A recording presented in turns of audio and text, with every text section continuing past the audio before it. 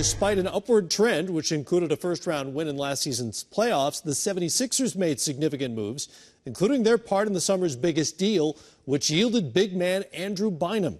But as camp begins in Philly, there is already concern over the health of the Sixers' new franchise player.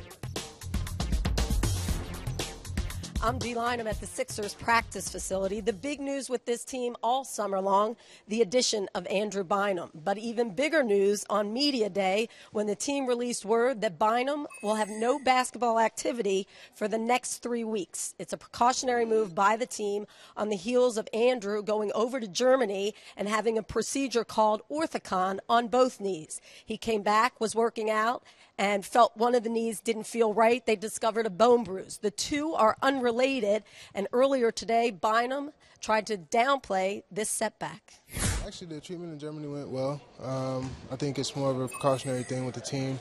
They kind of just want me to be sidelined and let the orthocon do its magic. So, going into it, I'm gonna be out, but I'm gonna be doing everything that I can do, low impact wise. And then, like I said, later on, we're going to crank it up and everything should be fine. In terms of chemistry, because there are so many new faces and you will be a focal part of this offense, do you think you'll miss that over the next 3 weeks?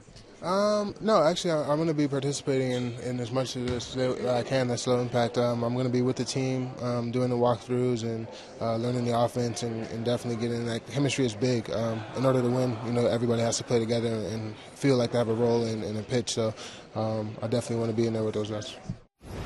Well, fortunately for Andrew Bynum, he has landed in the sympathetic and patient environment that is the Philly sports scene. So I'm sure this will cause no ripples whatsoever. But as you look at this, I mean, he hasn't even played yet for the Sixers, and already this happens. How big a concern is this? It is a big concern because throughout his career, he's had problems with his knees. We all know that. And he's an unbelievable, talented player. But my question mark is he ready to lead a franchise as being a go-to guy? When you start to look at Philly, though, on paper, they have some bigs. Spencer Hawes, I thought, played extremely well last year when he was healthy. Then they have Kwame Brown, and Lavoy Allen is another guy that played well. But I think Andrew Bynum, the question is right now is, can he get in shape when he's cleared to really go 100%? I think for him is being in shape, injury-free, and you have an unbelievable player and also being that leader for the Philadelphia 76ers. You mentioned a lot of good players there. You did not mention Kobe Bryant or Pau Gasol or their likes. He's there to be the guy, Nate. Can he be that guy? No question about it. I think Coach Collins is happy with his team. They will now be able to establish the low post with Bynum being in there.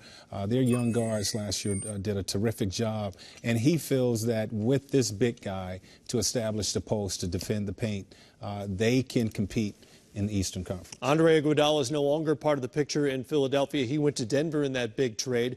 Lou Williams was their leading scorer last year. He's now an Atlanta Hawk. How different is this Philadelphia team, and how differently will they play with Bynum as the focal point? Well, Doug's key to success has been balance with his team. Lou Williams led him in scoring, lowest scoring, leading their team as far as in the league. He's had a team that's been defensive-oriented, third in the league as far as in both field goal percentage and points, and then they've led the league as far as in turnovers. Their style is going to have to change with Bynum. With Bynum coming in and a post player of that presence, they're going to have to get the ball to him, play with him in the post position. They had a lot of success last year with Holiday, with Iguodala, inverting their offense, where they played inside a lot, and Steve Hawes played as far as outside. That's going to have to change. A classic risk-reward move for the 76ers this summer.